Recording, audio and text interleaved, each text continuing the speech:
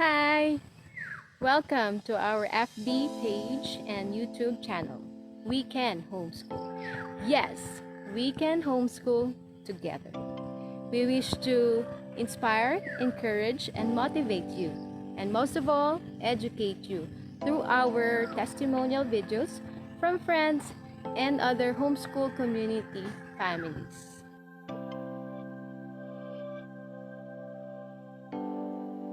Hi everyone, I'm Ivy Guerrero. I'm a homeschooling mom.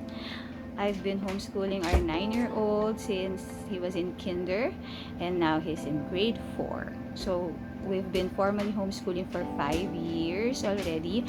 But prior to that, I've been homeschooling him since he was in preschool, around 2 years old. So maybe a total of 8 years in homeschooling, and we're still at it, right smack in the middle of the journey, and we have no regrets homeschooling our only child. I guess there's a stigma of homeschooling an only child because conventional wisdom will tell you na dapat ipasok mo yan sa regular school with lots of kids.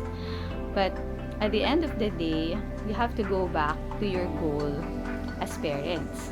What do you really want for your child? Do you want someone who's parang Mr. Congeniality ba?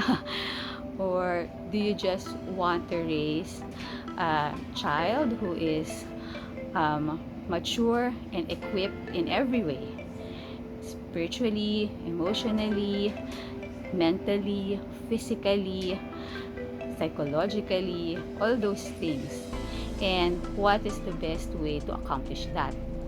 And for us, we've decided it's through homeschool.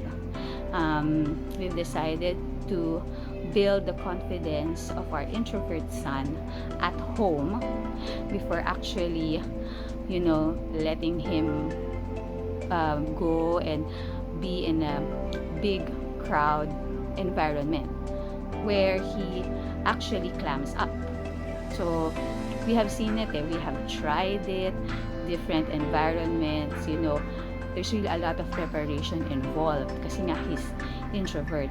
But because we homeschool him and we have been working on building his confidence at home, he has grown so much in terms of socialization, how he handles himself when he's with a group. When you homeschool kasi, there's also a stigma na they're isolated from people.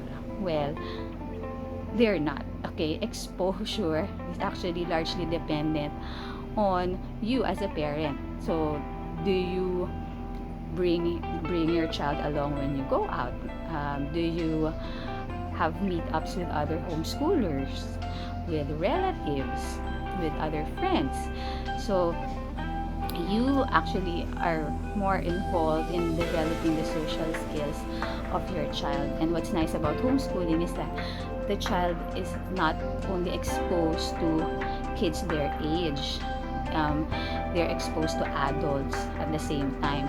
So in terms of the way they carry themselves with adults, with older kids, younger kids, they're able to manage it well because they have more practice kasi they're exposed to different age groups more rather than every day you're there with the same age group kasi classmates. So because of that, we have seen the growth of our son in terms of his social skills. Now,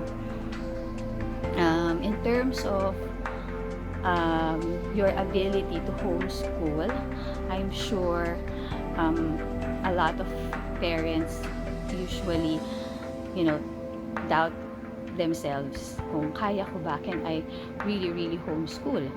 And I've also asked that question many times before we started.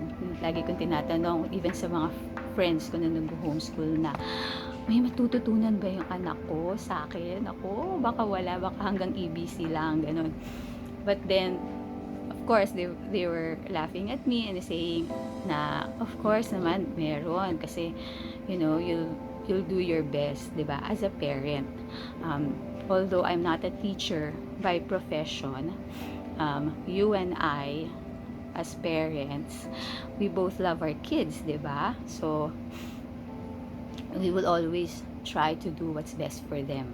And when you homeschool, of course, you won't, alam mo yun, dilly-dally and just teach them anything that are not beneficial for them. We will make sure that, they learn, they get quality education. It's not so much about, finishing so many paperworks, but really getting the quality of education so that they develop love for learning. And that's something, that's actually one of the reasons why we also decided to homeschool, kasi we wanted our child to have that genuine love for learning, yung hindi siya forced to learn or forced to study, but because he has that freedom and flexibility to learn what he wants, to be supported, to learn within his own pace, and because of that he can excel. Kasi it takes off a lot of pressure from studying, submitting. Of course, he has requirements, he fulfills them, but it doesn't take away the joy of learning and discovering, because you have that flexibility, we have the freedom to choose what they can learn, and you discover and grow together as you homeschool. So maraming factors na pumapasok when you homeschool, like your lifestyle, your work. My husband and I, we both work from home. We're basically freelance writers, and because of the nature of our jobs, we have also moved places 4 or 5 times already. So in that span of time, while our son is growing up, we have experienced having a place with homeschool area talaga that's designated for him, a place that's too small, so we would homeschool in the living room most of the time, a medium-sized apartment na we homeschool anywhere. And in terms of having that Instagram worthy homeschool room, you actually don't need it. It's nice to have, but you don't need it to homeschool successfully, kasi they can learn anywhere and anytime. It's just a matter of setting aside the time when it's time for homeschool and finding a place to do it. Over the years, we've had this reliable lap desk that he brings around. Bata pa lang siya.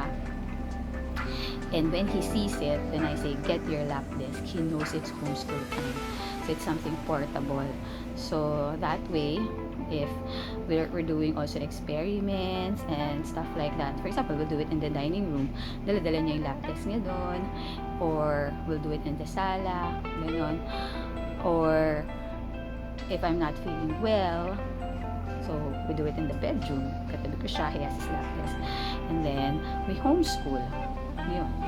Because I also have lupus, and there are seasons when I have a relapse, I'm on remission, I have good days and bad days, and during those times, homeschooling has worked for us because of the flexibility, and I can relax as a parent, and knowing that we can skip this day if I'm ill, pero bawi naman the next day or the day after that, and then we can catch up and not really compromise the quality of his education. And what's nice is nga, when you can homeschool everywhere, even if we're just reading aloud together in the bedroom, there's also learning involved. So you can have a very relaxed learning environment wherever you are in your home. And of course, the world is your school. When you go out, there are many opportunities to learn. Parang everything is a teachable moment. Hindi mo kailangan laging naka-classroom setting, nakaupo, table, blackboard. There's so many things you can learn outside. When you go on a nature walk, study and observe, there's so many things that your child can do. So you're not actually limited in the four walls of your house when you homeschool. And I think a lot of the fears of parents comes from their ability or inability to homeschool. And I want to encourage you that, even if you're not a teacher like me, I'm not a professional, I'm not an education graduate, we love our kids. And that's the most important qualification that you have as a parent. When you love your child, you're committed to provide the best education for your child. And because of that, you can homeschool. You can equip yourself. There are many tools that will help you how to become a better parent teacher, how to become an intentional parent. I'm not perfect. I make mistakes. We have good homeschool days. We have bad homeschool days. And it's not easy. Pero, by the grace of God and with the support of your spouse, you can homeschool. Because it's a family commitment. Homeschool becomes a part of your lifestyle as a family. And you can't separate it na parang homeschool time lang tong 2 hours na to, tapos the rest parang we do our own thing. You integrate it with your life, because anything and everything can be a teachable moment for your child. It doesn't have to be recorded as a grade, but there's always an opportunity to teach and an opportunity to learn for your child. So I just want to encourage you that if you're planning to homeschool, don't be afraid to reach out to any homeschool group or homeschool community like HAPPY, the Homeschool Association of the Philippine Islands. There's Homeschoolers of the Philippines, Homeschooling the Early Years. If you know friends who homeschool, you can ask for their experience, their tips, how they do it, because they're more than willing to share their experience with you.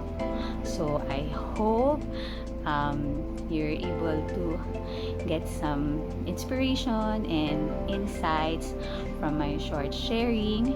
And again, I'd like to say that you can homeschool, and I encourage you to just learn more about it. If you're considering it na especially this time of pandemic, if this is something you want to take seriously, just try to learn as much as you can and get support from people who have done it and are still doing it.